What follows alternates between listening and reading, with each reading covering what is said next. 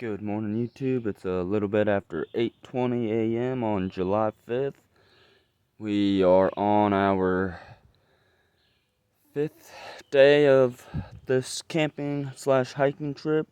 We have made it up to McAfee Knob and gotten to explore up that way, which is where we headed first. We ended up coming back down the mountain a little ways yesterday, coming back toward the town area before we head up to the next part of the trail, which will lead us to a place called Dragon's Tooth Peak. And that is going to be where our next destination for this trip is taking us. Like I said, it's a little bit after 8:20 this morning.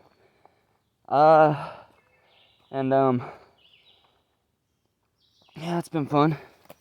Got some nice looking fungi over here on this tree at this point. So yeah, we ended up setting up camp last night at one of the hiking shelters that are here in this loop of 38.8 miles in the hiking trails.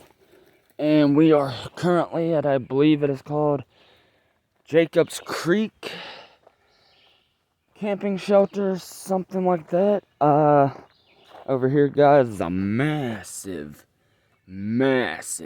mushroom. And one over here as well. Looks like it's already either spored or got burnt down pretty quick. But yeah, so this is surroundings of our current area.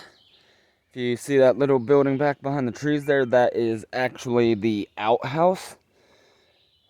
So yeah, like I said, we made it down to a place called Jacob's Creek Shelter last night and set up camp because about 45-minute walk down the mountain, I believe, into town where we parked. Don't mind me, guys, I'm just getting a little fuel back on this fire since we did actually get stalked pretty well last night. We had a couple scout coyotes come up on us. Couldn't really see them too well, but we could definitely hear them yipping back and forth. We can only assume they were scouts, and I'm imagining the bigger of the pack was probably not too far off, or they were just curious trying to figure out why we were out here. I'm not sure which, guys, but I'm being a little more quiet at the moment because I'm not near the shelter building at the second, but when I get up there, the ones that I am hiking with, my brother and my dad, are still asleep currently. Me and my dad got woke up last night, like I said, because it sounded like some scout coyotes and a few other things rustling around.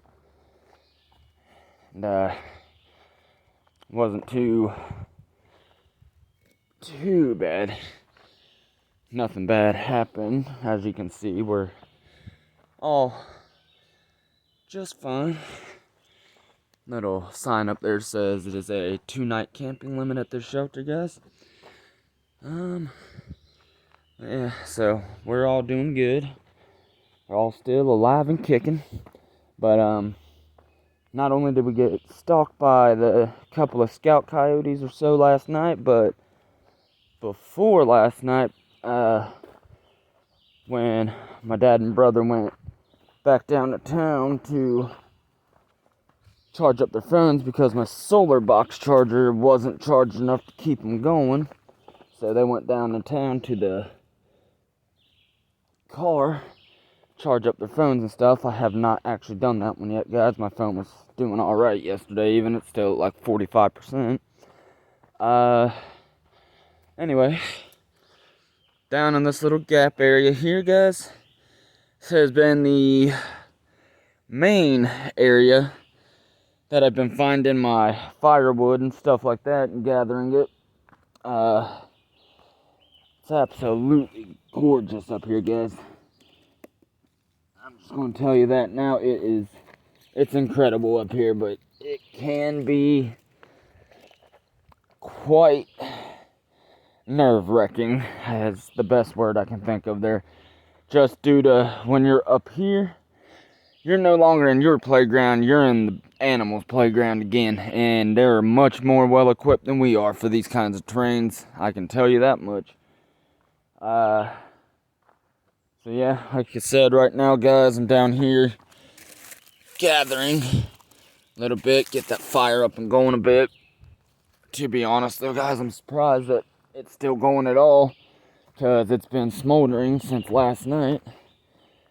So I was able to basically just rekindle the flame, because it was already smoldering still on one of the logs we put in there last night. It had went out completely just about, but there's still little hot coals that relit. And not only around this shelter did we get stalked by the coyotes last night, but like I said, when they went to the vehicle yesterday, charge up their phones because my solar charger wasn't charged up enough. When I was up here guarding the camp, so to speak, I seen about, I'd say he was probably about 100-pound black bear or so. Not too big, but he came up from around that ridge line right there that I'm pointing out with my camera. Came up and around that little hilltop there last night, or yesterday, I should say. But he came down. I think he was just curious on me, really, because he didn't really approach the camp or nothing, but he came down. He kind of watched me for a little bit, and I noticed him. So we locked eyes for a second. But like I said, he definitely didn't seem like he was out here to want to cause trouble. He was just more curious on us, I feel like. So that was interesting. That's just one of the many things that you have to watch for up here is bears.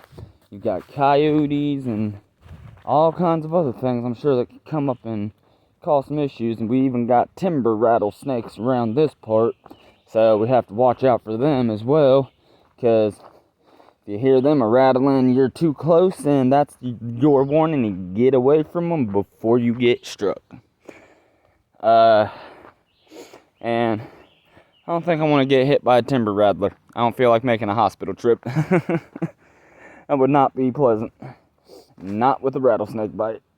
But yeah, so that's one of the things around here that we have to watch for. We've also, I believe, got copperheads up here and cottonmouths. So 2 more snakes that you don't really want to be tangling with unless you have to. Got some nice drier sticks and twigs down here, guys. So picking them up with what I can in my hands, take them back up, and get a good start to this fire going again.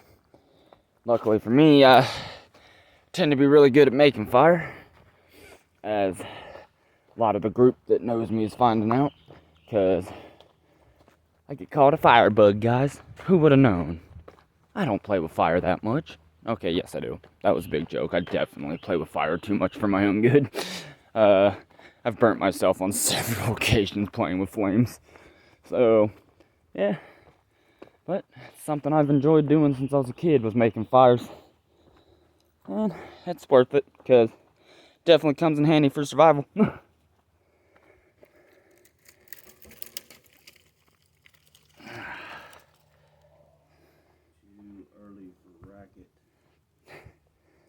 I'm trying to be quiet.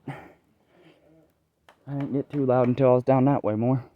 But don't know if you just heard him in the background, but my dad's awake, and it sounds like my brother is slowly getting there. Okay, yeah, my brother's over there trying to wake up fully still. Dad's just standing up on the step up to the shelter. But you've seen where that fire was just a few minutes ago, guys, and here it is now. Got a nice little bit of a flame going there. How I've got everything laid out in there, it should actually burn for a good little bit. But just to conserve on my phone battery a little bit, guys, I'm gonna go ahead and cut this video where it's at now. But don't know if I'll even be able to upload any of these until after I get home, so it might be a few days later, but they will be uploaded to my channel. And peace.